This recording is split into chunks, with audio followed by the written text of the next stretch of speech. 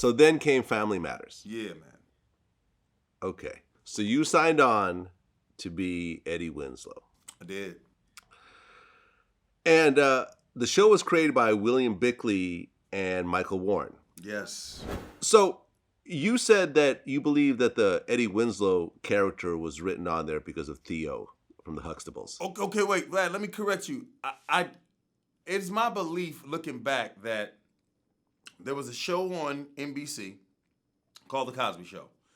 ABC, in all of their wisdom and their grand understanding, knew that they needed to have a show that could service the African American community and all of the sponsors that supported their network. So they created a slot for an African American family show.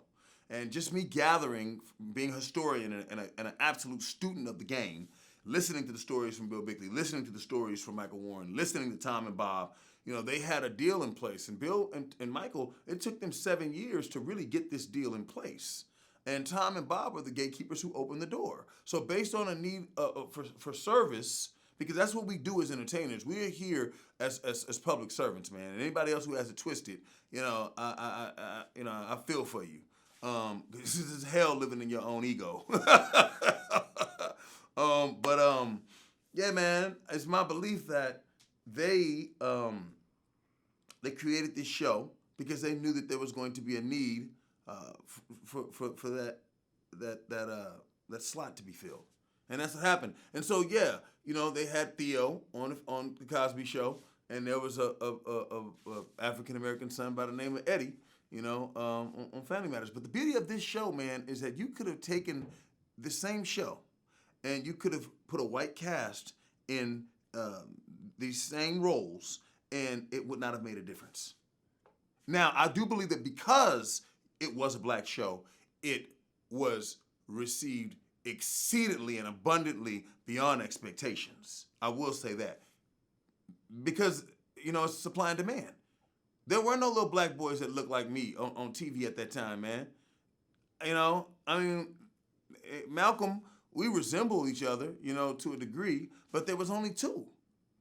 When you really look back, the network was only ABC, CBS, NBC, Fox came along, but there was only 4 networks back then, man. And if you think about it, back then, CBS didn't have nobody that looked like me on it back then. Right.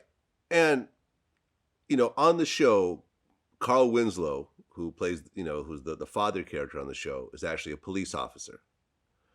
Now, how was that initially, viewed considering black people's history with the police in America? Man, that's a deep question. I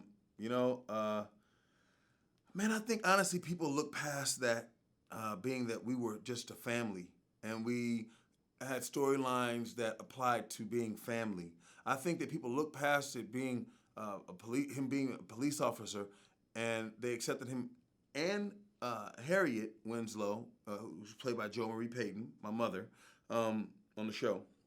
They looked at them as just blue-collar workers, and we were a blue-collar family. And I think that's what made us a bit more acceptable than the Cosbys, because, everybody's not going to have a doctor as a father and a mother who's a lawyer.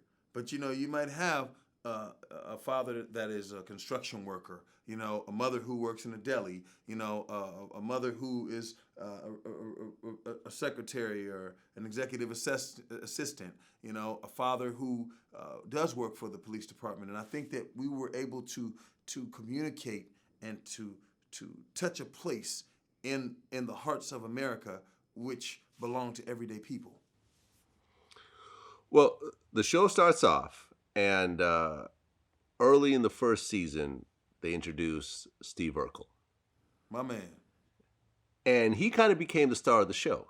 Hey, man, listen, when you on a rocket ship to the moon, you don't care who your pilot is. Even if he is a little 12-year-old kid, man. If he can drive that thing. I'm going to tell you another character who came in who wasn't supposed to be written in was Waldo Geraldo Faldo. Sean Harrison, man. He was another one. He showed up one line and killed it. And so, you bringing it up, man. This takes me back to the days where producers would see real talent and they respected it. And they were like, sign the kid. you know. And Jay was just such, and still is, man, just such a genius, man. You know, I might surprise a lot of people, but we still have to audition for a lot of roles. You know, sometimes you got to prove to people that you can still do it, and it can be difficult, you know, at times. But Jay and I, man, we go on an audition and we run lines together, and it trips people out. We see each other on audition. He said, "Man, come on, man, let's run this."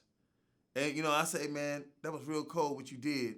Because I know how his style is and what he does. I said, "Jay, this would be great if you took this moment here and you did X, Y, Z."